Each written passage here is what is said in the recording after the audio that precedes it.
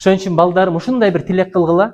Биз төрөлгөндө биз ыйлап келгенбиз, бирок башкалар күлүп тосуп алган. Эми ушундай жашайлы, биз өлгөндө биз күлүп кетели. Биз күлүп кетели. А башкалар ыйлап узат. Анан сенин досуң мага жакпайт деп айтпаш керек, анткени сүйүү бул жүрөк менен тандала турган нерсе. Досуң мага жакпайт, ошо менен дос болбо дегенди көп айтышат да. Ал болбой да дос боло берет, анткени жүрөк аны тандап койгон. Жүрөктөн өткөн падыша жок, президентти укпайсың, депутатты укпайсың, директорду укпайсың, ата-ана апаны укпайсың, бирок иштеги жүрөк деген падышаны угасың. Анын жүрөгү тандаган, аны менен дос боло берет. Анан сен дос болбо деп уруша берсең, бала жалганчылыкка үйрөнөт. Сага келет айтат, дос болбой койгонмун деп айтат. Эгерде дейт, байлыгыңды жоготсоң, эчтегеңди жоготкон жоксуң дейт. Адамдар толтура банкрот болгон, бүт акчасын жоготкон, бирок арадан бир топ өткөндөн кийин кайра таап, андан бери бетер байып кеткендер толтура. Ошон үчүн байлыкты жоготсоң капа болбо. Бул өтөр кетер дүйнө. Бүгүн бар, эртең жок. Эртең жок болсо бүрсү күнү бар. Ошого бир акча жоготуп алсаң, эч качан капа болбо. Акча жоготсоң, ошого кыжылат болсоң, эжекелер үйрөткөн меңдеги клеткалар өлө баштайт. Алар кайра калыбына келбейт. Бул бир. Экинчи, ден соолугуңду жоготсоң, кичине бирдеме жоготтуң дейт. Алла кайра кайтарып берсин ден соолукту. Бирок пейлиңди жоготсоң, иманыңды жоготсоң, баарын жоготтуң дейт. Адамдын даражасын көтөргөн жакшы кулк мүнөз болот экен. Азыр мисалы Жан Карач бийди айтып бергенде күчтүү болгон экен, бай болгон экен дебейт. Тил билүү болгон экен, адамгерчиликтүү болгон экен, дипломат болгон экен, жакшы жол башчы, көз тапкан экен, сөз тапкан экен деп мактайт. Мына Ысык көлдөгү 7 аке бар го, бири дагы бай болбоптур. Бирок бардыгы адамдар менен адамдарды бириктириптир, урушкандарды жараштырыптыр, бөлүнгөндөрдү кайра бир чөйчөккө алып келген экен. Ошон үчүн балдарым, кыздарым, биринчи тилегим ушул. Тилиңерден адамдарды бөлө турган сөз чыкпасын да. Мисалы, ийне чоңбу же кайчы чоңбу? Кайчы чоң. Бирок кимдин даражасы чоң? Ийненикиби же кайчыныгыбы? Каяктан билесиңер? Неге билесиңер? Себеби кайчыны карасаң, апалар иштетип туруп, паласын түбүнө коюп коет, эң төмөн жерге коет. А кайчынын төбөсүнө төнө болот. Же бийик жерге сайып коет, билесиңерби? Же көшөгө, же айнек бардага. Неге билесиңерби? Себеби кайчы бөлөт экен, ийне бириктирет экен. Кайчы бөлөт экен, ийне бириктирет экен. Тилден адамдарды бөлгөн сөз чыкпаш керек. Бирөөнүн жамандыгын бирөөгө айтпа, бирөөнү ушактап койсо айтып барба. Кыргыз бекер айтпайт да, айткан жаман эмес, айтып келген жаман деп. Биз пендебиз, кээде жаңылып калабыз. Эмоция менен, ачуу менен таарынып турган ардекенди сүйлөп коебуз, бирок адамдар өкүнүп калат. Ошону ырбатып, экинчиге айтып барган адам, ошон үчүн кыргыз бекер айтпайт, ушакчыдан көчө кач, бекерчиден безе кач деп. Билесиңерби? Адамзатты сөз бузат дейт. Тону ташты сел бузат деп коет. Мисалы, сен бир адам сага жакшы мамиле кылат, белек бишкек берет, жакшы саламдашат, эч бир андан жамандык көргөн жоксуң, бирок бир күнү бирөө келип жамандап койсо, кийин мамилең мурдагыдай болбой калат, байкайсызбы? Ошон үчүн адамдынчы оорудан иммунитети бар, ушак сөздөн иммунитети жок да. Азыр арадан Кудай уштан сактасын, ушакчылыктан Кудай сактасын. Ошого баланы тилегенде жөн эле тилебеш керек, бала бер депчи. Өмүрүн тиле, ыйманын тиле, адебин кошо тиле. Келечегин кошо тиле, ден соолугун тиле. Баланы жөн эле тилеп койбош керек, анткени бала эмес эле бали болуп калгандар толтура. Кудай бетин нары кылсын, адамды эң кыйнаган нерсе жаман бала экен. Бир дагы бандит, бир дагы жаман кишилер, ГКМБ, билбейм, башка эч ким анчалык кыйнабайт экен да, баланын жаман чыгып калганындай. Ошон үчүн атаңардын, апаңардын эң чоң тилеги ушул, балдарым жакшы чыкса экен деп. Ушундай бир балдар болгула, балдарым, келечекте силерди көрүп, ата-энеңер сүйүнсүн, сыймыктансын. Менин баламды карачы, илимдүү болду, чет өлкөдө окуду, бизнести кылды, арак ичпейт, тамеки чекпейт, спорт менен машыгат, 5 мал намазы бар, адамдарга берешен. Мына карагыла, Насыр байкеңер. Эмне үчүн кадыр бактуу? Анткени кызмат кылат. Адамдарга пайда тиет, зыян жетпейт. Болосо Насыр ушундай эле башы кара бут айры жигиттер толтура, Насырдан симпатичный жигиттер да толтура. Бирок ошолорду бияка тизип койсо, эжекеңер Насырды сыйлап, Насырга сыйлап берет. Эмнеге? Кызмат кылып атат. Ошон үчүн кызматты көбүрөөк кылыш керек экен. Мен бүгүн аялым менен сүйлөшүп отуруп бир дегени үйрөндүм. Ушулардай куракта ата-эне менен баланын ортосунда проблема болот. Неге? Себеби жаш балдарга балам үйдү таза карма десең, бала түшүнбөйт экен. Таза деген эмне? Ошон үчүн келсең үй таза болбосо таарынба да. Бала үчүн муну эгер тазалап койгон же кийимин жыйнап койгон таза болушу мүмкүн экен. Ошон үчүн ар экенин түшүндүрүп айтыш керек экен. Бала мыналарыңды алып койчу, мыналарды кылып койчу, мыналарды кылып койчу депчи. Бул бир. Экинчиден, балдар жардам бергенде балам жардам бергениңе чоң рахмат деп айтсаң, бала ойлоп калат экен, муну милдет экен, мен только жардам берет экенмин. Азыр берсем ошо менен болду экен деп. Ошон үчүн өзүнүн милдети, өзүнүн иши катары айтып бериш керек экен. Бала туулганда эле балаң болуп бербейт экен. 7 жашка чейин гүлүң болот дейт. 7 жыл андан кийин 14 жашка чейин кызматчың болот экен. Анан 21 жашка чейин вазириң болот экен, андан кийин же душманың болот экен, же досуң болот экен. Качан душманың болот? Эгерде туура эмес тарбия берсең. Ошон үчүн бала төрөлгөндөн баштап 7 жыл эмнеге көңүл бөлүш керек? Эмнени жеп атат, эмнени ичип атат, аябай көңүл бөлүш керек. Кыргыз бекер айткан эмес, арам жесе 40 күн дубасы кабыл болбой калат деп. Арам жесе каны бузулат, жүрөгү бузулат. Бул илимде деле далилденбеди. Жегенин кан болот, мына жерде анатомиядан бергендер отурат, туурабы? Кан болобу? Кан болот. Ал эмнеден өтөт? Жүрөктөн өтөт. Арам жесе ошолдон бүткөн кан жүрөктөн өтөт. Мындай физикалык жактан алганда деле ошондой экен. Кыямат жакын калганда дейт, шарият билбейт жакының, жеңил ой болот катының, омбуга кетет ойт берип табам деүүдүн татымын, арам тамак ичип жеп ажырайт эстен акылың деп атат. Арам тамак ушундай болуп кеткен, адамдын кулк мүнөзүн бузат экен, зээнин бузат экен, эс акылын мокотот экен, ташпоор, мээримсиз, күйүмсүз кылып коет экен. Ошон үчүн балага эмнени берсең жей берет. Арам адалды ылгап бериш ата эненин түздөн түз милдети. Ата эненин түздөн түз милдети. Ошон үчүн эмне жеп атат? Азыр балдарды карасаңар, эгерде супермаркетке кирсе, балдар эң керексиз нерселерди алат. Жалтырак, жултурак, таттуу. Бирок составын текшерип койгула, баягы кызыл-тазыл шоколаддар, кызыл-тазыл конфеттер бар го, ошолордун кээ бирлери курт кумурсканын каны менен жасалат экен. Составын иликтеңиздер, бул өтө чоң илим. Эмне арам, эмне адал. Ишенбесеңиз, эң керексиз нерселерди магазиндерде билет да, балдар кызыга турган нерселерди кире беришке коюп коет. Ошон үчүн байкасаңыздар, 1000 сом көтөрүп алып, 1000 сом көтөрүп алып, же болбосо 1000 сомдук бир картошка, эт алайын деп барып, келгенде 5000 сомдук бирди көтөрүп келесиздер. Эмнеге? Аял киши көзүнө көргөн ала берет экен. Жактырып калган нерсеси. Эң кереги жок, таттуу, ден соолукка зыян, газ кошулган, краска кошулгандардын баарын кире беришке коюп койгон. Бала көзү менен көрүп жактырып калат экен. Эмне үчүн балдар көрбөй туруп тамактарга мухаббат кылып атат, билесиздерби? Себеби реклама көрөт экен да. Азыр TikTok көрүп атабы? TikTokто реклама кошуп койгон.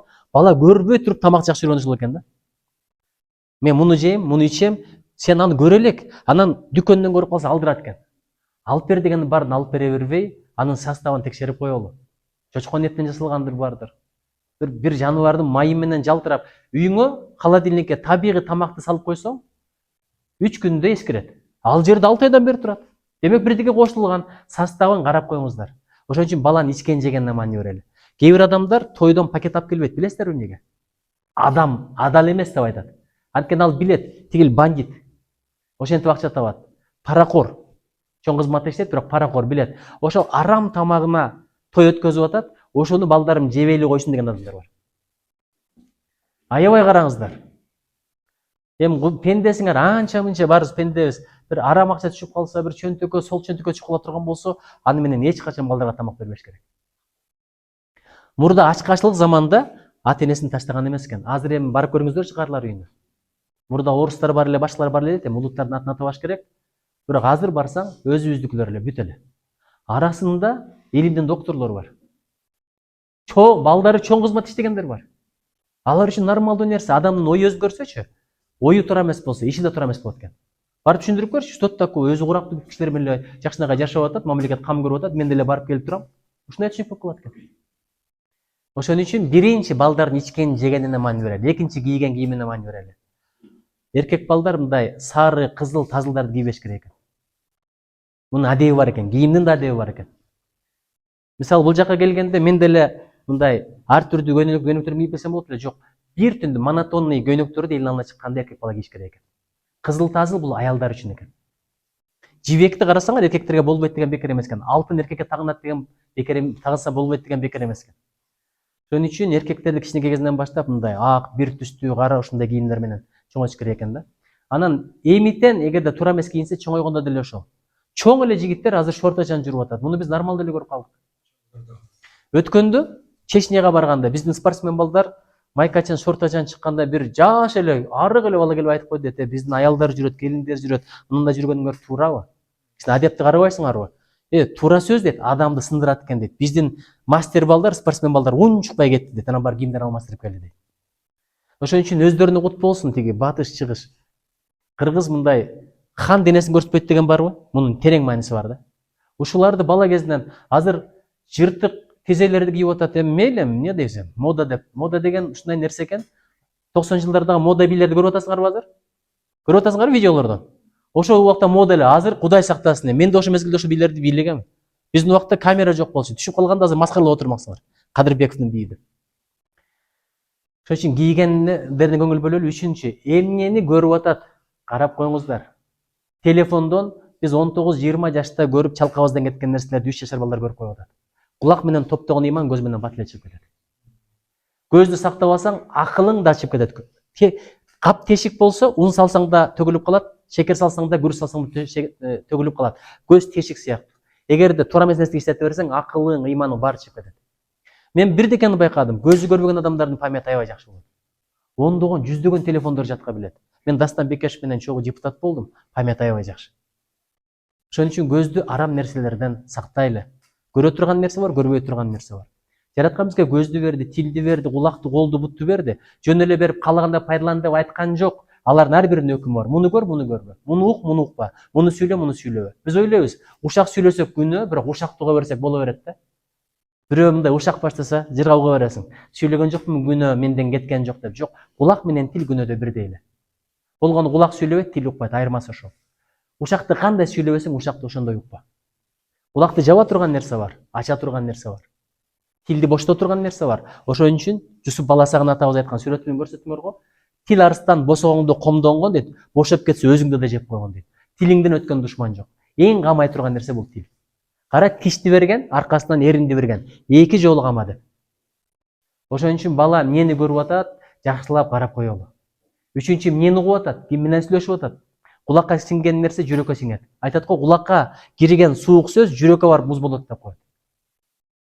Ушуга бир аябай маани берели. Аябай маани берели. Анан ата-эненин балада акысы мындай эле. Биз үй салып берем, үйлөндүрөм, жок андай эмес. Биринчи, апасын жакшы тандаш керек экен. Үйлөнгөндө сүйүп калдым, күйүп калдым, фигурасы жакшы экен деп тандабаш керек. Тегин кара, тарбиясын кара, ыйманын кара. Эмне үчүн азыркы кыздар чачына чач улап, кашына каш улап, ботекстерден бери жасатып атат. Аны эркектер аялдардын сулууна карап атат. Ошон үчүн. Эгер эркектер аялдардын ыйманына, жан дүйнөсүнө караганда, аялдар да жан дүйнөсүнө оңдомок экен. Мен умрага барганда, ал жактан Малайзиядан, Индонезиядан аябай көп жаш кыздар келет. Неге билесиздерби? Эркектери үйлөнөрдө сурайт экен, сен умрага бардың беле, ажыга бардың беле? Ошон үчүн алардын биринчи талабы ошол экен. Акча таап эле умрага кетет экен. А бизде чачы, кашы, фигурасы, бурда чубак ажык айтат эле, үйлөнөрдө бетин бир жууп койгула алданып каласыңар депчи. Не деп коет эле жанагы? Боёгон эмне дейт? Макияж, анан шпаклевка деп коет го. Азыр бетин жуусаң да алданып каласың, анткени пластикалык операция чыгат. Кореяда ата-энеси балдарын туулган күндө белек кылат экен пластикалык операция. Сулуу эле кызга үйлөнгөн балдары куник деп коем деп, раңы суук болуп калган. Кытайда болгон окуя. Эмне болду десе, көрсө аялы ябак эле бетин жасатып алган экен. Ошон үчүн берекелерим, бала эмнени угуп атат, буга да маани берели. Ошондо биринчи ата-эненин милдети апасын жакшы тандаш керек экен. Атасын да жакшы тандап бериш керек. Экинчиси, жакшы ат коюш керек. Баягындай илгери ырым кылып балта, теше, боку, шалтак деген аттарды кое берген экен. Эми ал ырым кылып да койбош керек тандайды. Аты болот, атына жараша заты болот. Жакшы ниет менен жакшы аттарды коюш керек. Класста дагы балдарга жаман ат койбогула. Эшек, чочко, дүү, Кинг-Конг деген аттарды койбош керек. Мели BTS дей бергиле. Golden Dragon дей бергиле. Бирок алардын да жаман сыпаттары көп. BTS-тин балдардын жакшы жерин айтайынбы? Арак ичпейт экен. Спорт менен машыгат экен, кыздар менен сүйлөшпөйт экен. График менен жашайт, максат менен жашайт. Ошон үчүн карагыла, дүйнөгө атагы чыгып атат. BTS-ти жаман көрсөң, булар сени жаман көрүп калат экен. Алар жакшы көрүшөт экен да. Ошон үчүн балдарым, баланын экинчи акысы ушул экен, жакшы ат коюш керек экен. Үчүнчү, жакшы тарбия бериш керек экен. Болду, 3 эле милдет экен. Үй салып, машина алып бериш ал өзүнүн милдети экен. Бирок жакшы тарбияны кантип бересиң? Жакшы тарбияны бериш үчүн орустардын бир сөзү бар. Не воспитывай сына, а воспитывай себя деген. Мисалы, балдарым, Силерге мен айтып атам да, жалган жарытпайт, чындык карытпайт. Жалган сүйлөсөңөр мен силерге ыраазымын деп атам, Анан мен телефонум шыңгырап калды. Шыңгырап калдым эле. Кызым, мени сураса жок деп койчу десем, кайсыны эстеп каласыңар? Айтканымы же кылганымы? Кылганым, көрдүңбү? Сөз дейт, ээрчитет, муну Капыргай көп айтат. Сөз дейт, болгону чакырат, үлгү эрiştet дейт. Балага тарбия бериштин жолу өзүң эле үлгү болсоң керек экен, бүттү. Анан мен оңдойм деп пайгамбарлар да айткан эмес. Баламды мен тарбиялам, мен адам кылам, мен оңдойм, мынтип айтпайлы. Жараткан оңдойт экен. Жараткан туура багыт берет экен. Ошон үчүн Кудайдан тилеш керек. Баламды ыймандуу кыл, түз жолго сал. Азыр переходный возрастта аябай көп проблемалар болбойбу? Бир эле жол бар, жаратканга кайрылып, анан туура мамиле кылыш керек. Бүттү. Адилеттүү мамиле кылыш керек. Биз адилетсиз мамиле кылабыз. Качан? Эки урушуп кетти. Бири чоң, бири кичинекей. Мына өзүңөр билесиңер, туурабы? Биз дайыма кичинекейинде болушабыз да. Чоңу бир оюн айтайын десе дагы сен чоңсуң, оозуңду жапчы деп коет, болду. Сен анткени мен ал деле кичинекей бала. Атам адилетсиз деген сезим калат экен. Муну деле угуп кой, аягына чейин. Анан мындай бир сөзүбүз бар да, эркек арызданчы беле. Жок, оюн угуп кой. Эркекти ыйлачы беле, мындай сөздөрдү айтпашыбыз керек экен. Эркекчеби деп, не адамчы деп айтсак болбойбу? Не эркек эле чындыкты айтыш керекпи? Кыздар чындыкты айтса болбойбу? Ушундай бир өзгөчөлүктөр бар да. Анан балдар үчүн дуа кылалы, арамдан алыс туталы. Анан ар бир курактын өзүнүн психологиясы бар. Кичинекей 1-2 класс, 3-4 класс, 11-12 жаштан баштап, мына азыр булардан сурагыла. 14 жаштан баштап, 13 жаштан баштап, андан чоң 18ге чейин үйгө караганда буларга азыр сырт кызыктуу. Туурабы? Ата-энеге караганда дос кызыктуу. Бул нормалдуу нерсе. Кечинде эшикке чыгып келсе чыкпа деп айтканга болбойт. Эркиндик бериш керек, бирок контролдош керек. Чыгып кел балам, бирок саат 9:30 үйдө болуп кал. Анан сенин досуң мага жакпайт деп айтпаш керек. Анткени сүйүү бул жүрөк менен тандала турган нерсе. Досуң мага жакпайт, ошо менен дос болбо дегенди көп айтышат да. Ал болбой да дос боло берет, анткени жүрөк аны тандап койгон. Жүрөктөн өткөн падыша жок. Президентти укпайсың, депутатты укпайсың, директорду укпайсың, атаны апаны укпайсың, бирок иштеги жүрөк деген падышаны угасың. Анын жүрөгү тандаган, аны менен дос боло берет. Анан сен дос болбо деп уруша берсең, бала жалганчылыкка үйрөнөт. Сага келет айтат, дос болбой койгонмун деп айтат. Дос болбой койгонмун деп айтат. Коркутканда дагы атасы менен коркутабыз. Атаң өлтүрөт, атаң мойнуңа жылат. Ошо баланы эки жүздүү кылып коет. Атасы бар жерде башка, атасы жок жерде башка болуп калат. Кээде бул жакта эмес, Капырга айткандай, Африкада мугалимдерде балдарды эки жүздүү кылып коет экен. Кантип? Комиссия келгенде башкача, комиссия келбесе башкача да. Ушундай, ал жакта Африкада мугалимдер ушундай экен.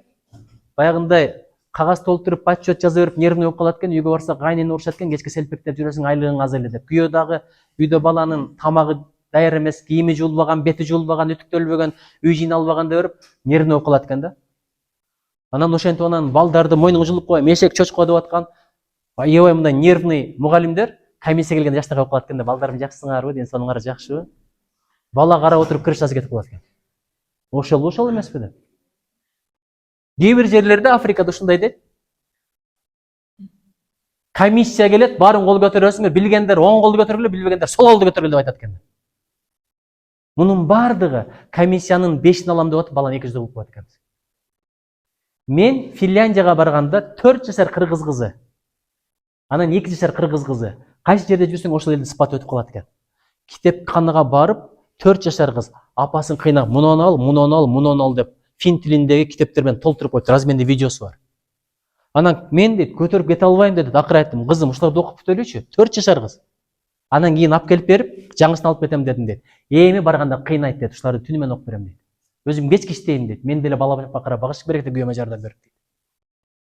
Китептерин карасаң, мен фин тилин түшүнбөйм, бирок окугум келет да, анткени иллюстрациясы башка. Тамгалары чоң, кызыктуу. Анан мага бир тонкий нерсени айтты. Фин жомокторунда терс каарман жок экен. А биз чү дегенде эле алдар көчөдөн баштап атпайбызбы? Алдап кетиптир деп. Чыктатырбас, чынарбайдан баштап атпайбызбы? Баштан алып коюптур, жети башты желмогуздон баштап атпайбызбы? Бала кезде жакшыларды гана айтыш керек экен. Сөзү болот, сөзүнөн кийин өзү болот. Бала уккан нерсеси, бала биз мындай отургузуп коебузбу? Азыр мындай айнап отургусу келбейт да балдар. Аманашвили деген, билесиздер да, гумандуу педагогиканын башчысы, ал балдарды бастыра бериш экен, баса бергиле, түркү уга бергиле. Балачы басып жүрүп эле уга берет экен. Отургузуп алып шарт эмес экен. Байкайсыңарбы? Басып жүрүп уга бересиңер. Анан сурасаң ошол бойдон жооп берип коет бала. Анан баланын алдында ата эненин даражасы кеде түшөт экен, кеде көтөрүлөт экен. Бир убакта түшкөн бойдон кайра көтөрүлбөйт экен. Качан билесиздерби? Баланын көзү ушак айтса, кыйбат кылса. Муну өзүңөр билесиңер. Атаң, апаң сенин көзү ушак айтып атса, даражасы түшүп кетет, ошо бойдон кыяматка чейин кайра көтөрүлбөйт экен. Баланын көзүнчө деген ушак айтпаш керек. Негизи эң жаман ушак эмне дейт? Эң жаман кыйбат. Өлгөн кишини кыйбат кылган дейт. Анткени андан кечирим сурай албай калат экенсиң. Тияка барганда соогуңду бересиң деп молдокелер бекер айтпайт. Ошон үчүн тирүү бирөөнү кыйбат кылып койдуңбу, ушактап койдуңбу, отургула тизмени түзүп алып, бүгүндөн баштап кечирим сурап коюңуздар. Телефон чалып, жолугуп, пендекемин тилимден кээде бир жаман сөздөр чыгып кетти эле, кечирип кой десең, эч ким сага таарымайт, баары ыраазы болот. Бир Залкар акын бол мен менен тең. Бир жолу экөөбүз тарыйк намазын окудук, бүткөндөн кийин айтты да, анда мен депутат болчумун. Колумдан кармап, нуке, эми болбойт экен, кээде тилден кетип калат экен, мени кечирип койчу деди. Ушундай жүрөгүм жылыды. Болду, эсептешип алдык, тияка барганда соогун бермек, менин күнөөмдү алма. Ошон үчүн баланын көзүнчө эч качан эч кимди кыйбат кылба. Кимди кыйбат кыласың баланын көзүнчө? Бала тааныган бирөөнү кыйбат кыласың. Же кайныңды, же абысыныңды, же кошунаңды, же таякесин, же жээниң, же аяш атасың. Ушундай жамандайсың, тыр безгек, арка моюн алдында калгыр, адам эмес, баягында мындай кылдым эле, экинчиси көргүм жок. Бир күнү үйүңө конокко келет ошол. Анан жакшынакай дасторкон жайып, күлүп жайнап тосуп аласың, келип турсаң, мен сени жакшы көрөм, сагынам десең айтат, апам деле адам эмес экен дейт да, бирок аны айтпайт. Ошондон баштап балаңа тарбия айтчы, сөзүң өтпөй калат. Акыл айтчы, акылың өтпөй калат.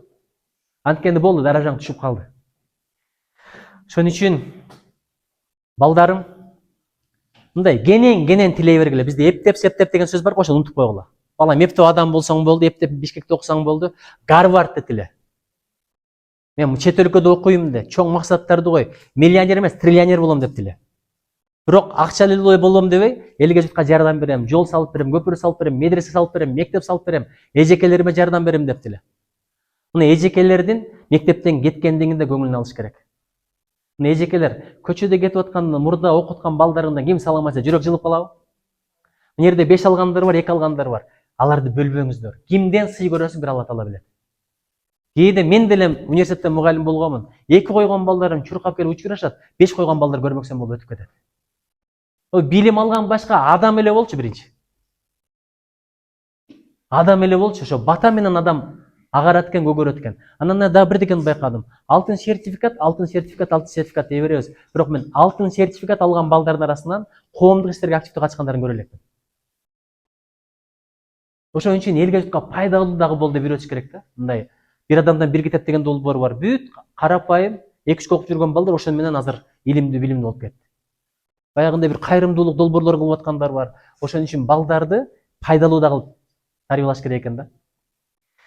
Ошого балдарым, кыздарым, мындай ниетти чоң кенен кое бергиле. Алла Таала берейин деп атат. Өзү сурап атпайбызбы? Сурасак да кичине эле сурап атпайбызбы?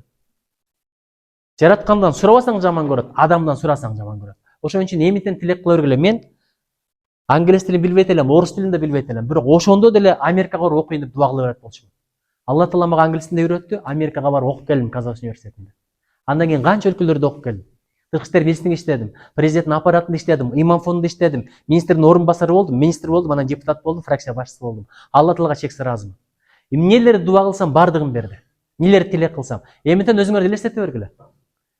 Ким болгун келсе, ошонун ордуна өзүңдү кое бер. Ким врач болсо келсе, мындай элестетсек, үй алгың келсе Бишкектен, жөн эле үй алам дебе, кайсы райондон, канчанчы этаждан, кайсыл фирманыкы, менин жанында супермаркеттинби же мечиттин жанындабы? Мен ошентип тилек кылгам. Мечиттин жанында болсун, кышта жылуу болсун, жайда салкын болсун, жарык болсун.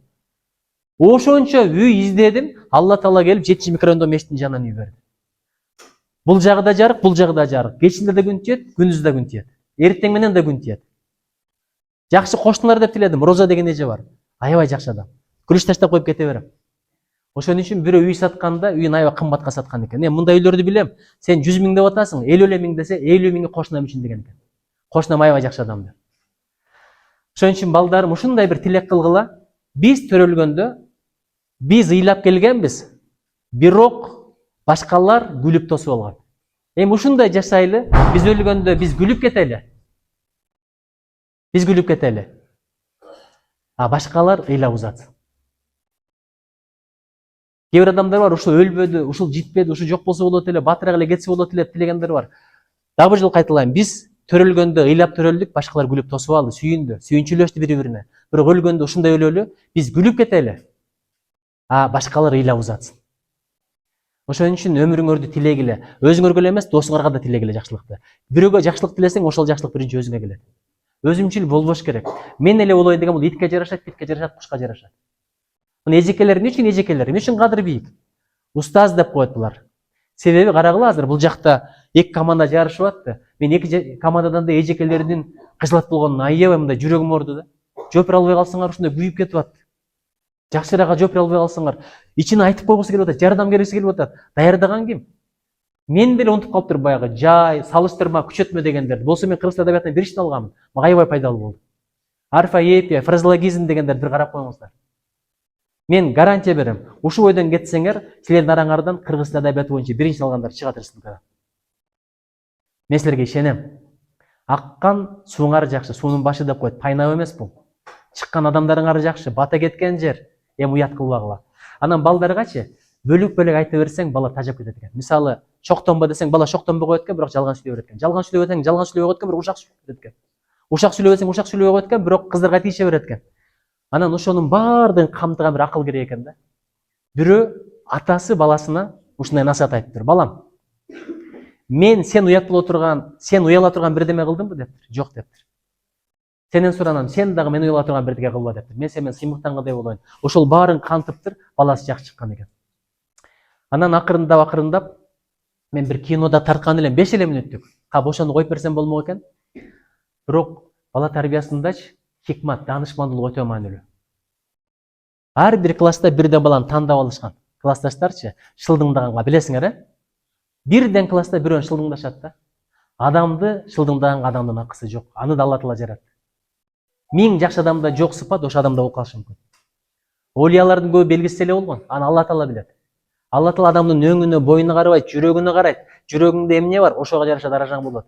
Адамдын эки оорусу бар, физикалык оору бар, руханий оору бар. Адам физикалык оорусу эчтеке эмес, ал сенин күнөөлөрүңдү кечишине себеп болот, бейишке барышыңа себеп болот. Бирок руханий оору бар го, көрө албастык, ичи тардык, бирөөгө жамандык каалаш, кек сакташ, ошолордон Кудай сактасын.